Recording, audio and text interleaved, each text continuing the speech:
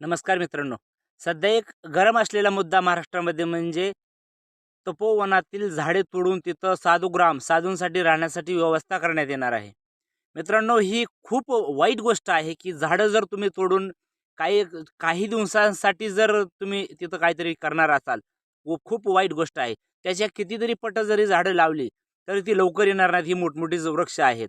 वृक्षवल्ली आम्हा सोयी रे वनचरी असं खुद्द संत तुकाराम महाराज यांनी आपल्या अभंगामध्ये लिहून ठेवलेलं आहे. आणि हे सरकार साधुग्रामच्या नावाखाली हे झाडांची कत्तल करत आहे आणि तिथं नंतर काही दिवसांनी उद्योग उभारणार, कुणाची तरी घशात बिल्डरांच्या ही जमीन घालणार.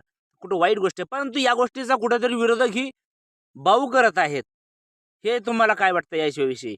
म्हणजे काहीतरी त्याचा आपला राजकीय मुद्दा तयार करायचा. तिथे तुम्ही जा, आंदोलन करा, परंतु विधानसभेत गोंधळ घालायचा, या गोष्टी या साध्या-साध्या करू नयेत या विरोधकांनी सुद्धा.